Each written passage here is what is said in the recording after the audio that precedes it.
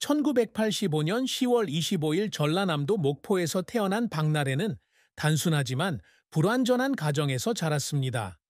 아마도 그녀의 인생에서 가장 큰 슬픔은 중학생이었을 때 아버지를 잃은 것이었을 것입니다. 그녀의 아버지는 뇌졸중으로 갑자기 세상을 떠났고 그녀의 어머니 고명숙과 그녀와 그녀의 남동생 박성주는 위로할 수 없는 슬픔에 빠졌습니다. 이러한 상실은 정신적 충격일 뿐만 아니라 가족을 어려운 재정적 상황으로 몰아넣었습니다. 강인한 여성 고명숙 씨는 목포의 작은 가게에서 밤낮으로 일하며 두 아이를 혼자 키우는 책임을 짊어졌습니다. 박나래는 나 혼자 산다에 출연해 어머니를 힘들게 겪으셨을 때 더 많이 돕지 못해 늘 죄책감을 느꼈다고 털어놓았습니다. 그녀의 아버지에 대한 기억은 희미하지만 결코 치유되지 않는 그녀의 마음속 상처로 남아 있습니다.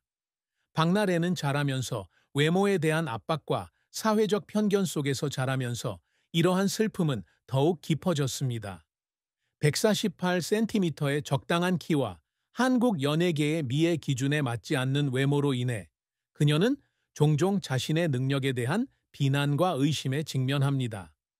라디오스타의 한 에피소드에서 그녀는 코미디언으로 활동하던 초기 시절을 눈물 흘리며 회상했는데 당시 한 감독이 그녀에게 너는 방송에 나올 만큼 예쁘지 않아 라고 퉁명스럽게 말했던 적이 있다고 했습니다.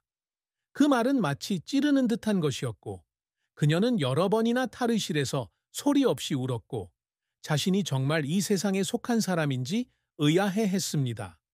하지만 그녀의 의지를 강철처럼 단련시켜 목포의 어린 소녀를 연예계에 빛나는 별로 만들어낸 것은 바로 그 슬픔이었습니다.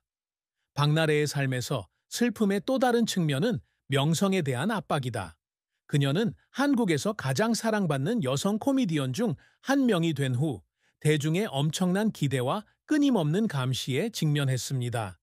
2021년에 그녀는 나 혼자 산다라는 프로그램에서 유머러스한 상황을 다루었지만 일부 시청자들은 무감각하다고 판단한 부적절한 농담으로 엄청난 비난을 받았습니다. 이 사건으로 인해 그녀는 공개적으로 사과하고 여러 프로그램에서 일시적으로 물러나야 했습니다. 이후 라이브 스트리밍에서 그녀는 비판 때문만이 아니라 누구에게도 상처를 주지 않고 웃길 수 없다는 실패감 때문에 많이 울었다고 고백했습니다.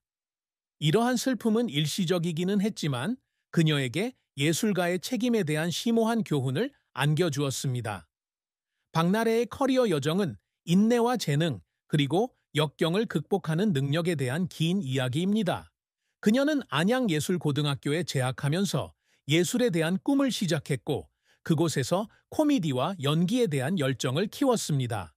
졸업 후 상명대학교 언론정보학과에 진학했지만 그녀의 마음은 항상 무대에 있었습니다. 그녀는 2006년 21기 개그맨을 위한 엄격한 오디션을 통과한 후 KBS 개그 콘서트에서 개그맨으로 공식 데뷔했습니다. 그녀는 타고난 코미디언적 스타일과 폭발적인 에너지, 그리고 웃음을 터뜨리기 위해 자신을 망신시키는 능력으로 금세 주목을 받았습니다. 하지만 그의 경력 초기에는 쉽지 않았습니다. 그녀가 개그 콘서트에서 보여준 총흑은 종종 베테랑 코미디언들의 그림자에 가려졌고 그녀는 자신의 가치를 증명하기 위해 쉬지 않고 노력해야 했습니다. 2015년 박나래는 JDB 엔터테인먼트와 계약을 맺으며 그녀의 가수 인생에 있어 전환점을 맞이했다. 그녀는 코미디 빅리그, 라디오 스타 등 많은 버라이어티 쇼에 출연하며 뛰어난 즉흥 연기 능력과 거부할 수 없는 매력을 선보였습니다. 2017년 그녀는 MBC 리얼리티 프로그램 나 혼자 산다에 출연해 다채로운 싱글 라이프를 공유했습니다. 그녀의 집안에 있는 개인 술집 나레바에서의 모습과 일상에 대한 유머러스한 이야기들은 그녀를 이 쇼에서 가장 사랑받는 스타 중 한 명으로 만들었습니다.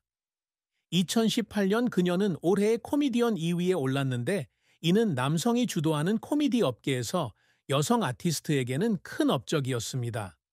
박나래의 경력에서 또 다른 기억에 남는 이정표는 2019년 넷플릭스에서 그녀의 스탠드업 코미디 쇼 박나래, 논염주의보를 시작한 것입니다. 이를 통해 그녀는 플랫폼에서 자신의 쇼를 진행한 최초의 한국 여성 코미디언이 되었습니다. 한 여성의 삶, 사랑, 고난에 대한 유머러스한 이야기를 들려주는 이 쇼는 비평가들의 호평을 받았으며 그녀가 국제 무대에서 자신의 존재감을 드러내는 데 도움이 되었습니다. 그녀는 2020년 로스앤젤레스에서 열린 넷플릭스 이즈 어 조크 페스트에도 초대받았으나 이후 코비드-20 팬데믹으로 인해 행사가 취소되었습니다.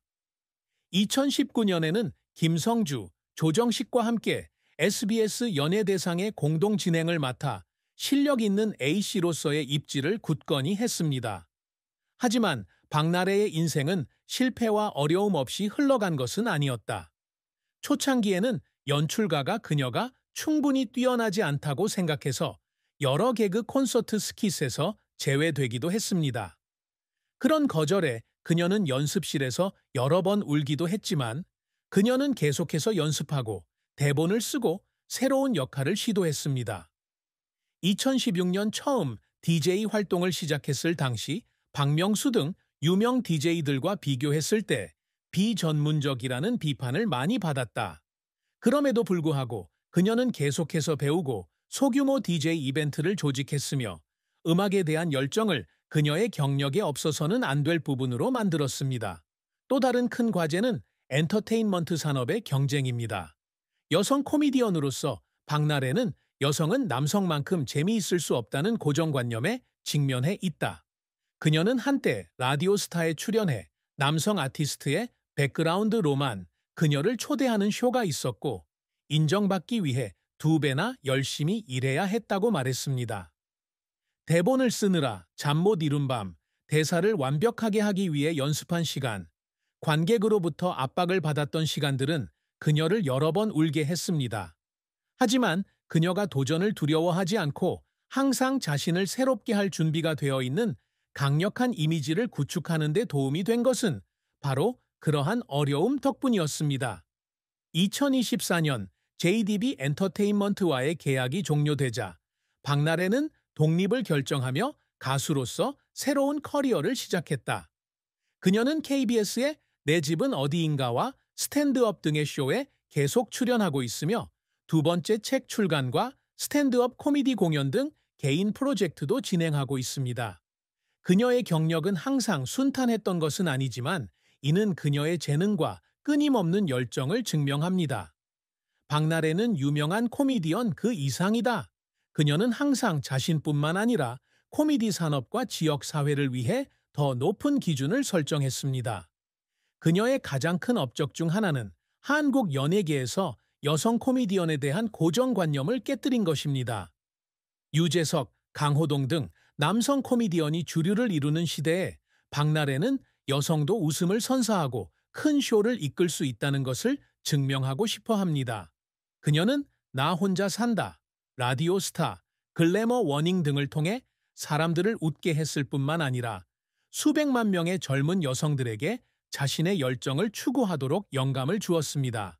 그녀가 끊임없이 이루고자 노력하는 또 다른 업적은 한국 코미디를 세계에 알리는 것입니다.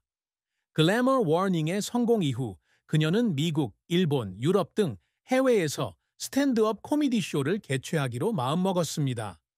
그녀는 한 인터뷰에서 한국 코미디가 단순한 농담이 아니라 삶과 사람에 대한 심오한 이야기를 다룬다는 것을 해외 관객들에게 보여주고 싶다고 말한 적이 있습니다. 팬데믹으로 인해 그녀의 계획이 차질을 빚었지만 그녀는 이 목표를 준비하기 위해 계속해서 영어를 배우고 서양 문화를 공부하고 있습니다. 사회적으로도 박나래는 긍정적인 영향력을 미치는 아티스트가 되기 위해 늘 노력하고 있다. 2018년에는 유재석, 신동엽 등과 함께 613 투표하고 웃자 캠페인에 참여해 국민들의 지방선거 참여를 독려했다. 그녀는 또한 불우아동을 지원하는 것부터 자연재해 피해자를 돕는 것까지 자선단체에 정기적으로 기부하고 있습니다. 2020년에는 한국에서 홍수 피해를 입은 가족들을 지원하기 위해 5천만 원, 약 4만 2천 달러를 기부했습니다. 이런 활동은 그녀의 친절한 마음을 보여줄 뿐만 아니라 청중의 사랑에 응답하는 그녀의 방식도 보여줍니다. 예술적으로 박나래는 항상 다재다능한 아티스트가 되고 싶어 했습니다. 그녀는 코미디 외에도 DJ, 책 쓰기, 연기에도 손을 대었습니다. 2018년 출간된 나랩에 오신 것을 환영합니다 라는 책은 바텐더로서의 그녀의 열정에 대한 이야기일 뿐만 아니라 자신에게 솔직해지는 것에 대한 메시지이기도 합니다. 그녀는 또한 박서준과 함께 코미디 영화 김비서가 왜 그럴까 2018에 카메오로 출연했습니다. 그녀는 앞으로 영화나 드라마에 출연해 완전히 새로운 역할에 도전할 계획입니다. 박나래의 또 다른 큰 목표는 특히 여성 코미디언을 비롯한 젊은 세대에게 영감을 주는 것입니다. 그녀는 자신의 경험과 기술을 공유할 수 있는 코미디 아카데미를 열고 싶다고 말한 적이 있습니다. 또한 그녀는 장도연, 이국주 등 젊은 아티스트들과 자주 협업하여 인상적인 코미디 듀오 공연을 선보이고 있다. 그녀에게 차세대를 돕는 것은 책임일 뿐만 아니라 코미디 산업에 유산을 남기는 방법이기도 합니다. 박나래는 39세가 되어서야 마침내 자신이 인생의 사랑이라고 인정했습니다. 하지만 그 고백 뒤에는 기쁨과 슬픔이 뒤섞인 격동의 감정 여정이 있습니다. 박나래는 큰 스타로서 항상 관심의 중심이 되지만 그녀는 매우 사적인 사람으로 종종 유머를 이용해 자신의 마음속 숨겨진 구석을 숨긴다. 박나래는 오은영의 골든 상담소 2024에서 결혼을 전제로 2번이나 남자친구를 어머니 고명숙에게 소개했다고 밝힌 바 있다. 그러나 2번 모두 고 씨는 그 사람들이 자신에게 적합하지 않다고 말하며 반대했습니다. 고 씨는 이날 방송에서 박나래가 결혼하면 딸을 잃게 될 것이라며 걱정을 표했다. 이는 자식이 결혼하면 부모가 흔히 느끼는 감정이기도 하다. 박나래는 어머니의 반대에 당황한 모습을 보였지만 가족이 자신의 진지한